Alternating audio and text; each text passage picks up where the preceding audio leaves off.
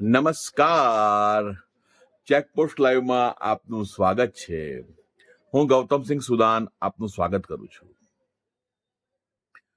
દિવાળીનો સમય આવી ગયો છે અને સરકારી કચેરીઓમાં પત્રકારોની અવરજવર ચાલુ થઈ ગઈ છે, પરંતુ તેમાં અમુક અમદાવાદથી અને વડોદરા બાજુથી અને બીજી અન્ય જગ્યાઓથી અમુક નકલી પત્રકારો પણ નડિયાદમાં આવતા હોય છે અને સરકારી ઓફિસોમાં જઈને વિઝિટિંગ કાર્ડ ને લેટર હેડ ને બધું આપી અને પોતપોતાનો ફાયદો જોતા હોય છે.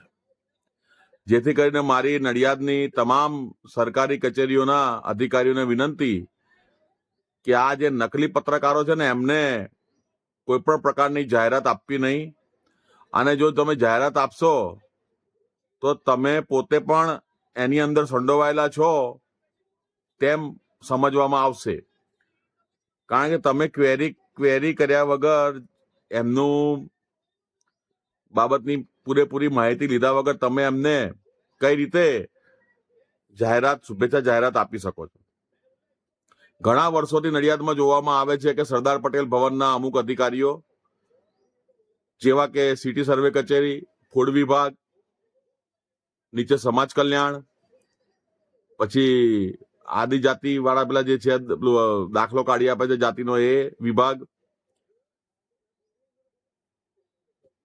પછી નગર નિયોજક, પછી ઉપર ખેતી નિયામક, સહકારી મંડળીઓ, ખાણ ખનીજ, આ બધી જગ્યાએ મોટે ભાગે અસલી પત્રકાર તો ઠીક છે, પણ મોટે ભાગે નકલી પત્રકારો જ ત્યાં આગળ જઈને શુભેચ્છા જાહેરાતો માટે પહોંચી જાય છે. પેલા જે છે અધિકારીઓ જોયા વગર સમજ્યા વગર શુભેચ્છા જાહેરાત આપી દે છે. અને જયારે એમને પૂછવામાં આવે છે કે આવું કેમ, તો કે અમારે તો કે બધાને હાચવવા પડે ને, આ એવી વાતો કરતા હોય છે. આવું કોઈ ઓફિશિયલી જરૂરી નથી કે એમણે ફરજિયાત જાહેરાત આપવી, પણ આ તો દિવાળી હોય એટલે શુભેચ્છા જાહેરાત આપે એ જે તે વિભાગ વાળા. એમાં કઈ પરાણે નથી હોતું કે આપવી જ પડશે એમ, એવું નથી હોતું. ના આપીએ તો ના આપે, એ જરૂરી થોડી છે. પછી આ વન વિભાગ રહ્યો, બાકી જુઓ વન વિભાગ સરદાર પટેલ ભવનમાં, પછી જિલ્લા સેવા સદનમાં પુરવઠા વિભાગ, સબ રજિસ્ટ્રાર કચેરી, આ બધી જગ્યાએ કેવું હોય છે કે મોટે ભાગે એવા આરોગ્ય વિભાગ, જિલ્લા પંચાયતનો જુઓ, ધીમે ધીમે બધું બરોબર છે. ભાઈ નગરપાલિકા, હવે તો મહાનગરપાલિકા થઈ ગઈ.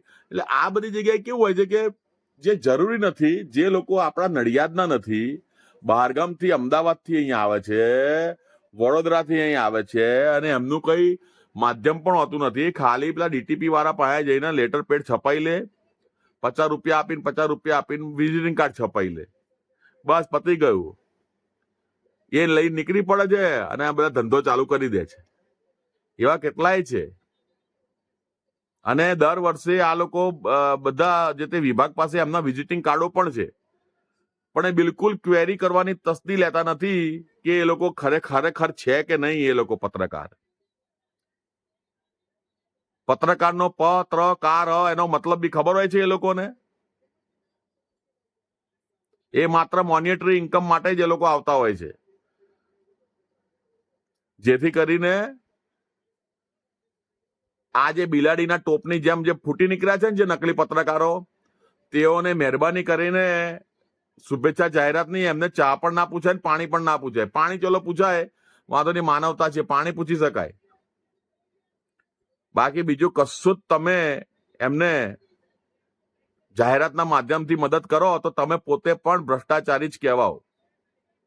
એમ તો મોટે ભાગે અમુક તો હોય છે જ, રોજે રોજ આવે જ છે પેપરોમાં ને વિડીયોમાં ને બધે. એસીબી હમણાં પકડાય, પેલાને પકડ્યા. પણ આ વધુ ભ્રષ્ટાચારને પ્રોત્સાહન મહેરબાની કરીને નડિયાદમાં ના આપશો. કારણ કે ગયા વર્ષે પણ મેં અમુક જગ્યાએ વાત કરેલી, કહ્યું હતું, પણ એ લોકો માન્યા નહીં. એના ગયા વર્ષે પણ હું પાછલા 5, 6, 10 વર્ષથી કહું છું આ રીતે, અને દરેક વખતે છે ને એ લોકો આ બધું નોર્મલ ગણી અને ચલાવી લે છે. પણ આ વખતે તો એવું છે ને કે બધી ઓલ પ્રકારની ઇન્ક્વાયરી કરાવડાઈશું. હા, દરેકે દરેક ઇન્ક્વાયરી થશે દેવ દિવાળી પછી. અત્યારે તો ભલે જેમને જે કરવું એ કરી લે. દેવ દિવાળી પછી બધી આ જે ખોટા નકલી પત્રકારોને પ્રોત્સાહન આપવાની જે અધિકારીઓ યોજના ચલાવે છે ને, અને એમના કહેવાથી જે ખરા પત્રકારો છે, યોગ્ય પત્રકારો, એમને ન્યાય મળતો નથી. સમજ્યા? અને પેલા લોકો ભ્રષ્ટાચારને વધુ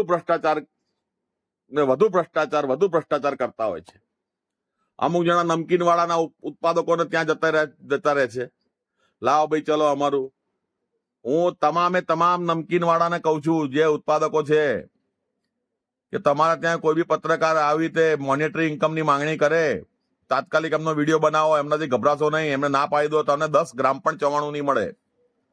100 ગ્રામની 10 ગ્રામ પણ ચવાણું નહીં મળે. અને પૈસાની વાત તો બાજુમાં રહી.